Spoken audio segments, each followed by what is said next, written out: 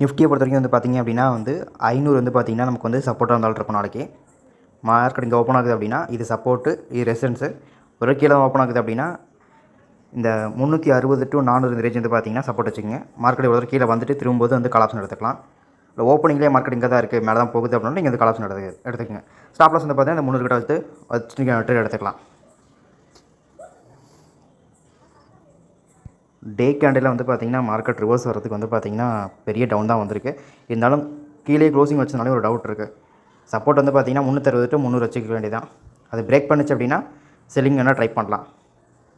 இல்லாட்டி ஓப்பனிங்லேயே வந்து பார்த்திங்கன்னா கால் ஆப்ஷன் எடுத்துகிட்டு ஒரு சின்ன ப்ராஃபிட் கிடச்சுன்னா புக் பண்ணிக்கோங்க. ஏன்னா மார்க்கெட் வந்து கீழே ரொம்ப வந்திருக்கனால ஒரு சின்னதாக வந்து ஒரு ஸ்பைக் கொடுத்து அதுக்கப்புறம் கீழே வரலாம்.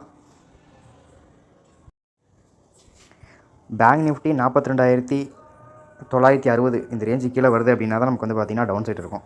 இல்லாட்டி வந்து பார்த்திங்கன்னா மார்க்கெட் வந்து பார்த்திங்கன்னா ஹை பக்கத்துலேயே போகணும்னு நினைக்கிறேன். நாளைக்கு நெகட்டிவ் மார்க்கெட்டுனால டவுன் சைடுக்கு வந்து பார்த்திங்கன்னா சான்ஸ் இருக்குது. இது ஸ்மாலாக வந்து பார்த்திங்கன்னா ஒரு சப்போர்ட் வச்சுக்க வேண்டியதான். மேஜர் சப்போர்ட் வந்து பார்த்திங்கன்னா 40 நிலையம் கிட்டச்சா வச்சுக்கோங்க.